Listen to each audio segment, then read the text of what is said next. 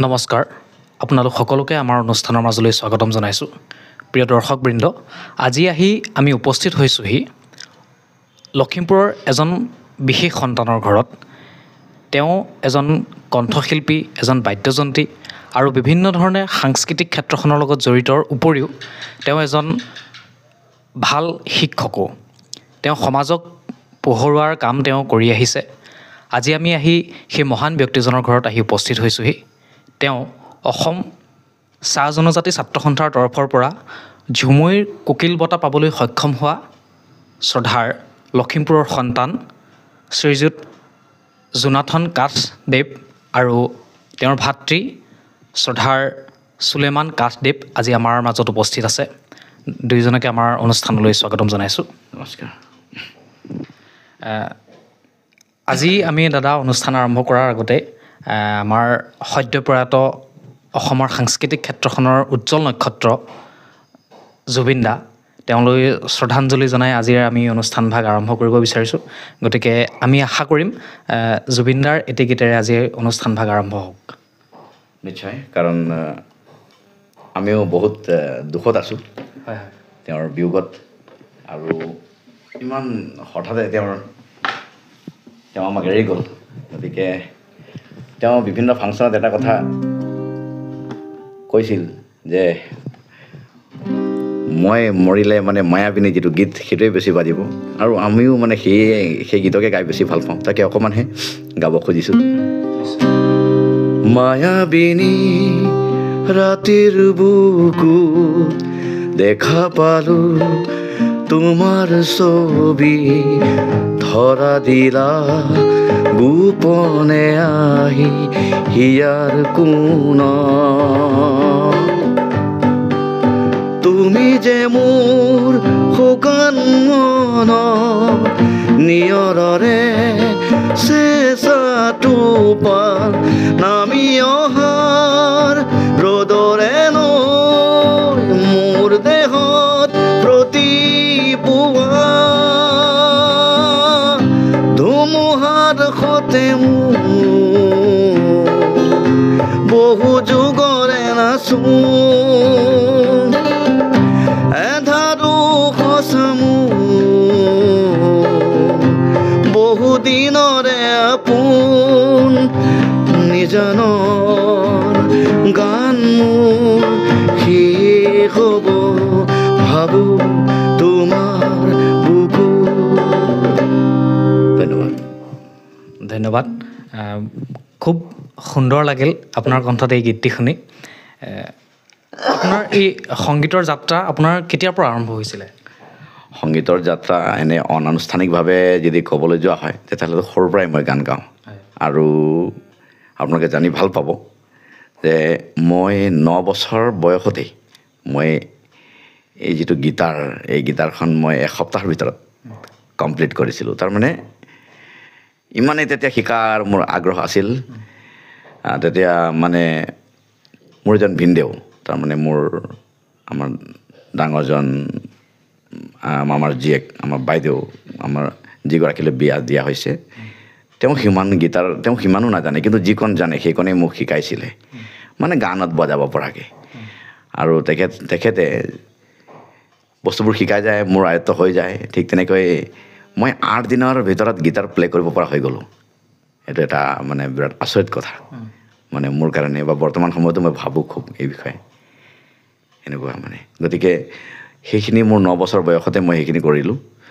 তাৰপিছত সংগীতৰ যিটো আনুষ্ঠানিক শিক্ষা সেইটো মই 1998 চনমানৰ পৰাই মই আৰম্ভ কৰিলোঁ আমাৰ লখিমপুৰ সংগীত মহাবিদ্যালয়ত।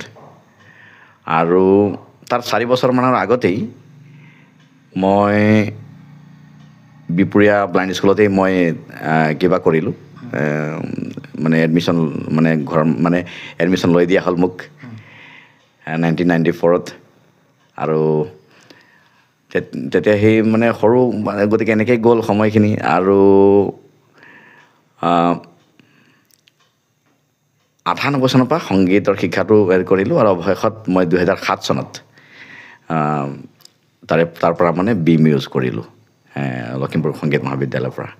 আপোনাৰ আনুষ্ঠানিক শিক্ষাটো অৰ্থাৎ আপুনি কিমানলৈকে আপুনি পঢ়িলে? মোৰ আনুষ্ঠানিক শিক্ষাটো বিহপুৰীয়া ব্লাইণ্ড স্কুলতে আৰম্ভ হৈছিল আৰু তাৰ পৰা মই হাইস্কুল শিক্ষান্ত পৰীক্ষাটোত মই তাৰ পৰাই হেৰি কৰিলোঁ। তাৰপিছত আমাৰ যিটো চাপতি হায়াৰ ছেকেণ্ডেৰী, ইয়াতে মই হায়াৰ ছেকেণ্ডেৰী পাছ কৰিলোঁ ইয়াৰ পৰা। তাৰপিছত তেনেকৈ পঢ়া শুনা বহুত দিনলৈ নকৰিলোঁ। তাৰপিছত ঠিক আপোনাৰ যোৱা 2023 বৰ্ষৰ পৰা সেই বিদ্যালয়তে মানে বিহপুৰীয়াতে মানে অন্ধ বিদ্যালয়তে মানে স্কুল পৰিচালনা সমিতিয়ে মোক মাতিলে।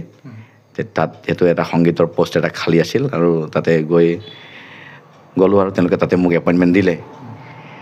আৰু তাৰপিছত তেওঁলোকে মোক এটা পৰামৰ্শ দিলে যে মানে আপুনি ডিগ্ৰীটো ডিষ্টেঞ্চত হ'লেও আপুনি কৰি থাকক, ভৱিষ্যতে প্ৰয়োজন হ'ব পাৰে। গতিকে এতিয়া কৰি থকা হৈছে আৰু এতিয়া এইবাৰ মানে দেৰিকৈ হ'লেও মানে 4th ছেমিষ্টাৰৰ যিটো এক্সাম সেইটো দিম আৰু মানে বিশেষকৈ ইংলিছত অনাৰ্ছ লৈ পেলাই মানে কৰি আছোঁ আৰু বৰ্তমান সময়ত আপুনি অসম অন্ধ শিশু বিদ্যালয় বিহপুৰীয়াত কৰ্মৰত বুলি আমি জানিব পাৰিছোঁ আপোনাৰ পৰা। সেই বিষয়ে আমাক কিঞ্চিত জনাওকচোন। সেই অনুষ্ঠানৰ লগত আপুনি শিক্ষকতাৰ ক্ষেত্ৰত কেতিয়াৰ পৰা জড়িত হ'ল? শিক্ষকতাৰ ক্ষেত্ৰত 2023 চনৰ আগষ্ট মাহৰ 9 তাৰিখৰ পৰা মই তাতে বৰ্তমান আছোঁ। আৰু স্কুলখনৰ বিষয়ে যদি ক'বলৈ যোৱা হয়, এইটো 1969 মানে 1969 চনৰ 2 অক্টোবৰ তাৰিখে স্থাপিত হোৱা স্কুল আৰু অসমৰ ভিতৰত মানে দ্বিতীয়খন ব্লাইণ্ড স্কুল হয় এইখন। কিন্তু স্কুলখন আজিও সম্পূৰ্ণভাৱে চৰকাৰীকৰণ হোৱা নাই, যদিও সমাজ কল্যাণ বিভাগে আমাক চলাই আছে তাতে, কিন্তু এতিয়াও মানে চৰকাৰীকৰণ মানে হোৱা নাই। সেইকাৰণে আপোনালোকৰ এই চেনেলৰ মাধ্যমেৰে আজিও মই অসম চৰকাৰক অনুৰোধ জনাওঁ যে স্কুলখন যিকোনো প্ৰকাৰে ল'ব লাগে। আৰু আমাৰ এই উত্তৰ অসমৰ ভিতৰত একমাত্ৰ স্কুল হয় ব্লাইণ্ড স্কুল। গতিকে এইখন হৈ গ'লে অন্ততঃ আমাৰ জোনাইৰ পৰা ধৰি একেবাৰে আমাৰ নৰ্থ বেংকৰ যিমানকেইটা ডিষ্ট্ৰিক্ট আছে প্ৰায়বিলাক ডিষ্ট্ৰিক্টৰ মানে ব্লাইণ্ড ষ্টুডেণ্টছবিলাক আহি ইয়াত যিহেতু শিক্ষা লৈ আছে। গতিকে মানে মাননীয় মুখ্যমন্ত্ৰী মহোদয়লৈ মই হাতযোৰ কৰি মই বিষয়ে মানে অনুৰোধ জনাওঁ যে স্কুলখন তেওঁ লোৱাৰ ব্যৱস্থা কৰিব লাগে, যাতে আমাৰ উত্তৰ অসমৰ দৃষ্টিহীনসকল যাতে উপকৃত হয় শিক্ষাৰ ক্ষেত্ৰত। আমিও আমাৰ অনুষ্ঠানৰ মাধ্যমেৰে মাননীয় অসমৰ মুখ্যমন্ত্ৰী মহোদয়ক আমি অনুৰোধ জনাম, এই অনুষ্ঠানভাগ, এই শিক্ষানুষ্ঠানভাগ আপোনালোকে যদি চৰকাৰীকৰণ কৰে তেনেহ'লে যথেষ্ট সুবিধা হ'ব। আৰু অঞ্চলটোত লখিমপুৰৰ এই বিদ্যালয়খনত লখিমপুৰ হওক, ধেমাজি হওক, বিভিন্ন ধৰণৰ নিশ্চয় ছাত্ৰ ছাত্ৰীসকল আহি ইয়াতে শিক্ষা লৈ আছে সেই বৰ্তমান। গতিকে সেই তাত যিসকল শিক্ষাৰ্থী আছে তেওঁলোকৰ মাজতো আপোনালোকৰ দৰে প্ৰতিভা কেতিয়াবা আপোনালোকে দেখা পাইছেনে? আছে, নিশ্চয় আছে তাত। হয়, তাৰ বিষয়ে জনাওকচোন কিঞ্চিত অকণমান। তাত সকলো ধৰণৰ প্ৰতিভাই আপুনি দেখা পাব, মানে নট অনলি মিউজিক। আপুনি তাতে বিভিন্ন প্ৰকাৰে মানে তাত আপুনি কাঠি কামি বা সেই ধৰণৰ মানে ক্ৰাফ্টৰ ওপৰতো অভিজ্ঞতা থকাও আপুনি তাতে পাব। আৰু তাৰমানে আপুনি মাল্টি টেলেণ্টেড, মানে তাত থকা যিখিনি ল'ৰা ছোৱালী মাল্টি টেলেণ্টেড বুলি ক'লোঁ। আৰু মই মানে খোৱা বোৱা বনোৱাৰ পৰা ধৰি মানে চব ধৰণৰ মানে চব মানে তাত টেলেণ্টে আপোনালোকে পাব। মই আপোনালোকক এই অনুৰোধ জনাম, ভৱিষ্যতে যদি আপোনালোকৰ সময় সুবিধা হ'লে আপোনালোকে তাতে যদি যায় বা তাতো যদি আপোনালোকে আমাক এই নিউজৰ মাধ্যমেৰে তাত থকা বিষয়বস্তুবিলাক যদি এক্সিবিট কৰে আমাকো খুব ভাল লাগিব। নিশ্চয় আমি যাবলৈ চেষ্টা কৰিম আপোনালোকৰ সেই অনুষ্ঠানলৈ, গ'লে আমাৰো ভাল লাগিব। আমি আপোনাক এটা প্ৰশ্ন কৰিব বিচাৰিছোঁ। আদিবাসী সমাজখন বৰ্তমানেও শৈক্ষিক ক্ষেত্ৰতেই হওক বা অন্যান্য বিভিন্ন ক্ষেত্ৰতে হওক যথেষ্ট পিছপৰা। এই ক্ষেত্ৰত আপুনি কি ভাবে, বা এই ক্ষেত্ৰত আপুনি মানে কেনেকৈ এই সমাজখন আগুৱাই যাব পাৰে বুলি আপুনি ভাবে বা অনুভৱ কৰে? সমাজখন হয়, আদিবাসী সমাজ হিচাপে হওক বা চাহ জনগোষ্ঠী হিচাপে হওক, মানে মই যেতিয়া এজন ছাত্ৰ অৱস্থাত মানে মই যেতিয়া এজন ষ্টুডেণ্ট আছিলোঁ, সেইখিনি সময়তকৈ এতিয়া মই কিছু ক্ষেত্ৰত আপডেট বা অলপ আগবঢ়া দেখিছোঁ যদিও কিছু ক্ষেত্ৰত এতিয়াও আমি পিছপৰা হৈ আছোঁ।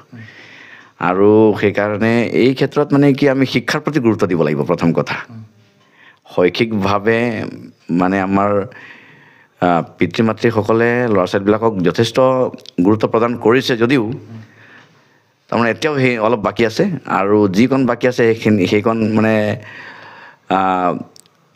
পিতৃ মাতৃসকলেই হওক বা ল'ৰা ছোৱালীবিলাকেই হওক মানে শিক্ষাৰ প্ৰতি যিটো স্বতঃস্ফূৰ্তভাৱে ওলাই অহাৰ যিটো কাম সেইটো মানে সকলোৱে কৰিব লাগিব মানে এইটো কথাটো ধন্যবাদ আমি আপোনাৰ পৰা আৰু এটা গান শুনিব বিচাৰিম আপুনি আধ্যাত্মিক ক্ষেত্ৰখনৰ লগত জড়িত বুলি আমি গম পাইছোঁ এই আধ্যাত্মিক ক্ষেত্ৰখনত সাংস্কৃতিকভাৱে আপুনি যথেষ্ট জড়িত গতিকে আমাক এটা আধ্যাত্মিকতাৰ সংগীত এটা আমি আপোনাৰ পৰা শুনিব বিচাৰিম আপোনালোকে নিশ্চয় গম পাইছেই আধ্যাত্মিক বুলি ক'লে মানে মইতো এজন খ্ৰীষ্ট ধৰ্মাৱলম্বী লোক আৰু এই ফিল্ডখনতে মই যথেষ্টখিনি কাম কৰোঁ আৰু বৰ্তমানো মই আমাৰ গোটেই লখিমপুৰ জিলাখনৰ যিটো আমাৰ সংগীত বিভাগটো তাৰমানে আমাৰ লখিমপুৰ বেপ্টিষ্ট কনভেনশ্যন বুলি আমাৰ এটা জিলা পৰ্যায়ত এটা সমিতি আছে আৰু তাৰে ইউথ ডিপাৰ্টমেণ্ট অৰ্থাৎ যুৱ বিভাগৰ যিটো মানে আমি ইংৰাজীত তাক প্ৰেইজ এণ্ড ৱৰ্শ্বিপ বুলি কওঁ কিন্তু এটা শ্বৰ্টকাট ক'বলৈ গ'লে মানে তাৰ যিটো গোটেই সাংগীতিক পৰিৱেশখিনি মই বৰ্তমান চোৱা চিতা কৰি আছোঁ এইটো মোৰ দায়িত্বতে আছে আজি মই 2016 চনৰ পৰাই দায়িত্বত আছোঁ বৰ্তমানলৈকে গতিকে হ'ব মই এটি গীত গাম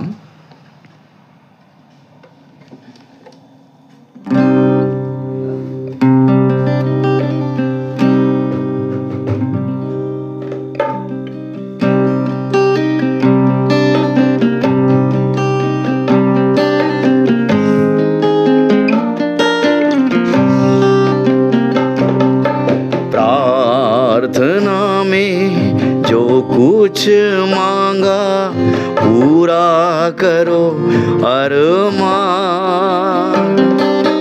प्रार्थना में जो कुछ मांगा पूरा करो अरमान सारी खताएं मान के अपने तेरा करूं अब ध्यान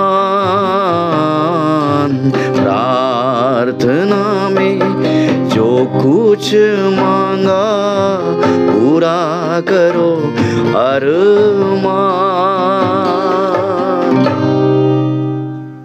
ধন্যবাদ কণ্ঠশিল্পীৰ লগতে আপুনি এগৰাকী ভাল বাদ্যযন্ত্ৰীও আপুনি কি বাদ্য বজাব জানে বৰ্তমান আপুনি আপোনাৰ ঘৰত কি সংৰক্ষণ কৰি ৰাখিছে বা কি বজাব জানে আৰু আমি শুনিছোঁ আপুনি আপোনাৰ এই অঞ্চলটোত এটা খুব ধুনীয়া এটা মিউজিক বেণ্ড এটা আপুনি বনাই আছে প্ৰতিষ্ঠা কৰিছিলে সেই বিষয়ে আমাক জনাওকচোন অলপ বাদ্যযন্ত্ৰ বুলি ক'লে মানে মোৰ সৰুতে মোৰ এনেকুৱা হৈ যায় কিবা এটা বাদ্য যদি মোৰ ঘৰত 2-3 দিনমান থাকে সেই কমপ্লিট হৈ যায় আপুনি সি লাগিলে তবলাই হওক বা গীটাৰে হওক বা যিয়ে নহওক খালি গীটাৰটোহে মই অকণমান মানে শিকিছিলোঁ মোৰ ভিনদেউ এজনৰ পৰা আৰু আনুষ্ঠানিকভাৱে মই যেনিবা সংগীত যিটো মানে কণ্ঠ সংগীতটো শিকিছিলোঁ আৰু তাত মানে হাৰমনিয়ামখন আহি যায় লগত সেইকাৰণে হাৰমনিয়ামখন হৈ গ'ল সেইভাগে গতিকে গীটাৰ ৰিলেটেড যিকোনো ষ্ট্ৰিং ইনষ্ট্ৰুমেণ্ট মই বজাই দিব পাৰোঁ সি লাগিলে চেতাৰ হওক বা মেণ্ডুলিয়াম হওক বা দতৰা টুকাৰী যিয়ে নহওক কিয় ঠিক তেনেকৈ হাৰমনিয়াম ৰিলেটেড যিখিনি ইনষ্ট্ৰুমেণ্ট ধৰক কীবৰ্ডেই কওক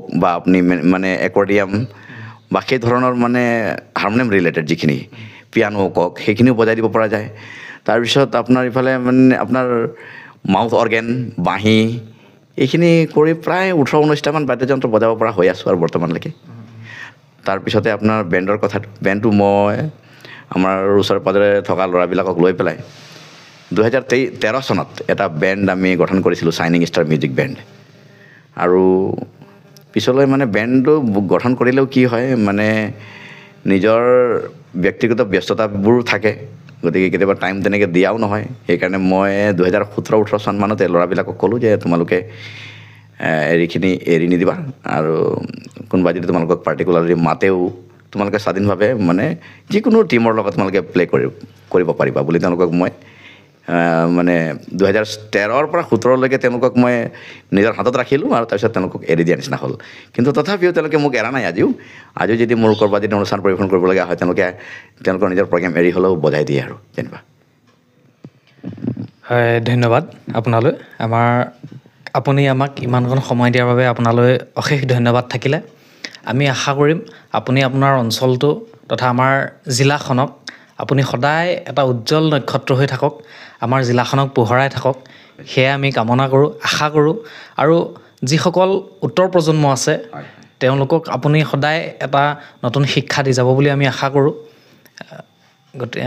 ধন্যবাদ আপোনাক জনাইছোঁ এতিয়া আমি দাদাৰ ওচৰলৈ যাব বিচাৰিম শ্ৰদ্ধাৰ চুলেমান কাঠ দাদাৰ ওচৰলৈ আমি যাব বিচাৰিম আপোনাৰ এই সংগীতৰ যাত্ৰা মানে সংগীতৰ আৰম্ভ আপুনি কেতিয়াৰ পৰা আৰম্ভ কৰিছিলে মই সংগীতৰ আৰম্ভণিটো ক'বলৈ গ'লে মই 99ৰ পৰা আৰম্ভ কৰিছোঁ মানে প্ৰথমতে মানে মই সংগীতৰ যিটো এটা অলংকাৰ থাকে ন সংগীত সাৰেগামা তো সংগীতৰ সাৰেগামা প্ৰথম ফৰ্মুলাটো মই আমাৰ দাদাৰ পৰা শিকিছিলোঁ বিহপুৰীয়া আন্ধ স্কুল মানে নোযোৱাৰ আগতে মই আমাৰ দাদাৰ পৰা 99তে মানে মই সাৰেগামাখিনি মানে ঘৰতে শিকিছিলোঁ তাৰপিছত তেতিয়াৰ পৰা আৰু মানে তেতিয়াৰ পৰা মানে মই গান গাই আছিলোঁ আৰু তাৰপিছত মই যেতিয়া 2001 চনত যেতিয়া মই বিহপুৰীয়া অসম বিশ্ববিদ্যালয়ত যেতিয়া মই পঢ়িবলৈ গ'লোঁ তেতিয়া তাতে মই সংগীতৰ শিক্ষাটো মই তাতে ল'লোঁ আপুনি আনুষ্ঠানিক শিক্ষা অৰ্থাৎ আপুনি কিমানলৈকে পঢ়িলে মই ক'বলৈ গ'লে আনুষ্ঠানিক শিক্ষা মই ক্লাছ মানে 12লৈকে পঢ়িলোঁ অৰ্থাৎ হাই ছেকেণ্ডেৰী ছেকেণ্ড ইয়েৰলৈকে তাৰপিছত সেইখিনি পঢ়াৰ পিছত মই কিছুদিন মানে মই তেনেকৈ পঢ়িব পৰা নাছিলোঁ তাৰপিছত বাহিৰ কৰিব পৰা নাই তাৰপিছত মই কি কৰিলোঁ মিউজিকৰ লগত মই জড়িত হ'লোঁ আৰু সেয়াই আৰু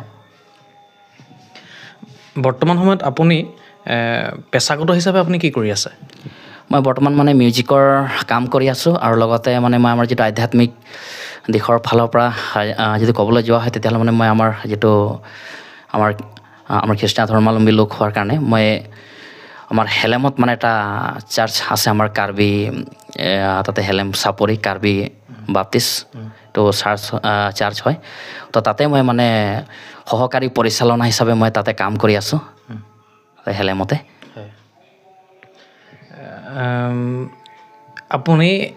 আপোনাক এটা কথা আমি সুধিব বিচাৰিছোঁ হয় যিসকল জন্মান্ধ ব্যক্তি এতিয়া আমি গম পালোঁ আপোনালোক দুইজন জন্মান্ধ ব্যক্তিয়ে হয় প্ৰতিভাৰ থাকিলে সফলতাৰ ক্ষেত্ৰত এই জন্মান্ধতাই হেঙাৰ হ'ব পাৰে নেকি সেইটো আপুনি ভাবে নেকি মানে মই যিটো ভাবোঁ যিটো জন্মান্ধ মানে ব্যক্তিসকলৰ কাৰণে যিটো মানে সংগীতৰ ক্ষেত্ৰত যিটো হেঙাৰ হ'ব নহয় জানো তো এইখিনি তো হেঙাৰ হ'ব নোৱাৰে বা কেতিয়া আমি যদি আগবঢ়াই যদি আমি নিজে বা আমি যদি আগবাঢ়ি যাওঁ বা আমি যদি চেষ্টা কৰোঁ লগতে আমাৰ যিহেতু আমাৰ পৰিয়ালৰ সহায় বা এনেকৈ আমি যদি ছাপৰ্ট পাওঁ তেতিয়াহ'লে কেতিয়াও আমি হেঙাৰ আমি হ'ব নোৱাৰোঁ কেতিয়াও তো আমি আগবাঢ়িবলৈ আমি এটা সুবিধা পাওঁ আৰু আমি সুবিধা পাই আছোঁ যিহেতুকে আগবাঢ়িবৰ কাৰণে আৰু আজি এই সময়ত আমি আগবাঢ়িবলৈ গৈ আছোঁ যিমানখিনি পাৰিছোঁ আমি আগবাঢ়ি গৈ আছোঁ মই মোৰ জীৱনৰ কাৰণে তো গতিকে মানে মই এইটোও কওঁ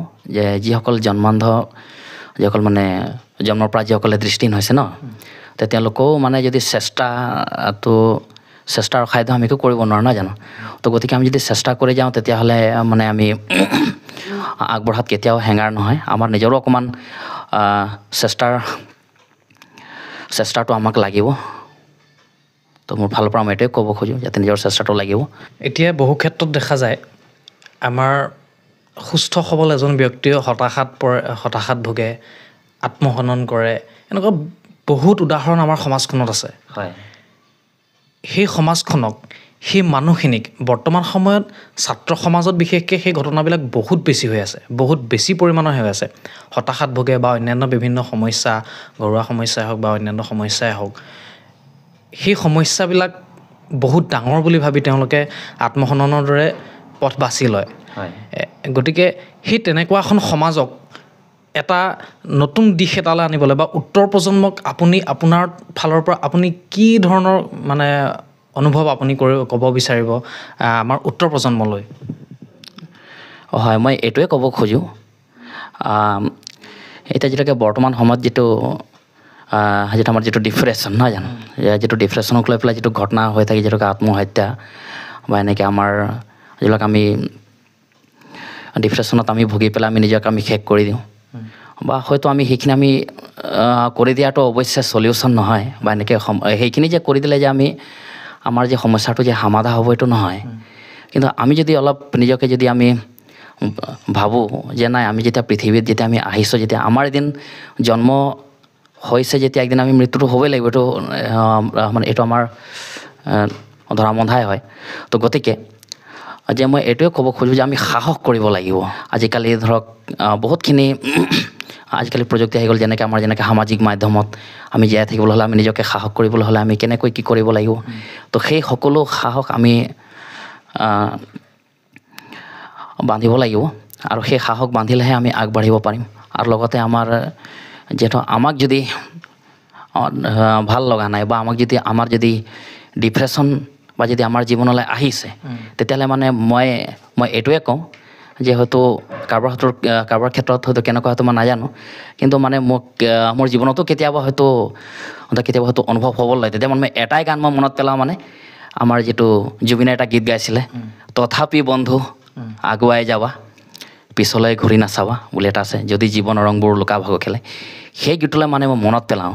তো সেইটো সকলোৱে হয়তো তেনেকুৱা হেৰি জীৱন হয়তো মাইণ্ডতো নাহিব পাৰে। তো গতিকে মইতো কওঁ মানে সাহস, আমাৰ যিটোকে সাহস অলপ দৰকাৰ আছে, আৰু আমাৰ এডভাইচ যিটোকে পৰামৰ্শ আমাৰ দৰকাৰ আছে। যদি সেই পৰামৰ্শ যদি আমি পাওঁ, তেতিয়াহ'লে আমি আগবাঢ়িব পাৰিম। কিন্তু আমি ডিপ্ৰেশ্যন হৈ নিজকে আমি যদি আত্মহত্যা কৰোঁ, আত্মহত্যা কৰিলে আমাৰ চলিউশ্যন সেইটো আমাৰ সমস্যাটো মানে সমাধা হৈ নাযায়। গতিকে আমাক লাগিব সাহস হ'লেহে আমি নিজে সাহস কৰিব লাগিব। আৰু আমকা পাৰিছে যেতিয়া আমি কিয় নোৱাৰিম? প্ৰিয় দৰ্শকবৃন্দ, আমি আহি আমাৰ অনুষ্ঠানৰ শেষৰটি অংশত আমি আহি উপস্থিত হৈছোঁহি। আমি জুবিনদাৰ এটি গীতেৰে আজি আমাৰ অনুষ্ঠান আমি সামৰণি মাৰিব খুজিছোঁ।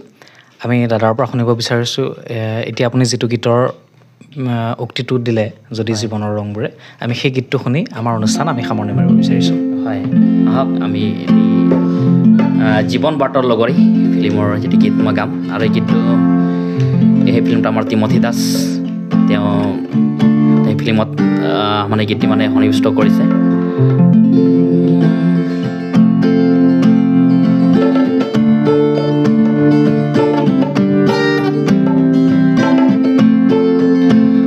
যদি জীৱনৰ ৰংবোৰে লুকা ভাকু খেলে, যদি আশাৰ চাকিটি উমি জ্বলে, তথাপি বন্ধু আগুৱাই যাবা, তথাপি বন্ধু আগুৱাই যাবা, পিছলৈ ঘূৰি নাচাবা। যদি জোনবেলি তৰায়ো মুখ ঢাকে, যদি মুক্ত আকাশৰ ৰদেও নাহে, তথাপি বন্ধু মনোবল ৰাখিবা, তথাপি বন্ধু মনোবল ৰাখিবা, শেষত সকলো পাবা, শেষত সকলো পাবা। যদি জীৱনৰ ৰংবোৰে লুকা ভাকু খেলে, যদি আশাৰ চাকিটি উমি জ্বলে, তথাপি বন্ধু আগুৱাই যাবা, তথাপি বন্ধু আগুৱাই যাবা, পিছলৈ ঘূৰি নাচাবা, পিছলৈ ঘূৰি নাচাবা। ধন্যবাদ দুইজনলৈকে আমাৰ অনুষ্ঠানৰ তৰফৰ পৰা, আমাৰ মাধ্যমৰ তৰফৰ পৰা আপোনালোক দুইজনলৈ ধন্যবাদ জ্ঞাপন কৰিছোঁ। অনাগত দিনত আপোনালোক আমাৰ সমাজখনৰ, আমাৰ জিলাখনৰ উজ্জ্বল নক্ষত্ৰ হৈ থাকক সদায়। আৰু আমি আমাৰ মাধ্যমেৰেই চৰকাৰক আমি আহ্বান জনাব বিচাৰিম, বিহপুৰীয়াত স্থাপন হৈ থকা যিখন অন্ধ বিদ্যালয় আছে, সেইখন সম্পূৰ্ণৰূপে চৰকাৰীকৰণ কৰক, আৰু তাত যিসকল শিক্ষক সংস্থাপিত হৈ আছে তেওঁলোকক নিয়মীয়া জলপানী দিয়াৰ ব্যৱস্থা কৰক। আমাৰ তৰফৰ পৰা সেয়াই আমাৰ অনুৰোধ। ধন্যবাদ।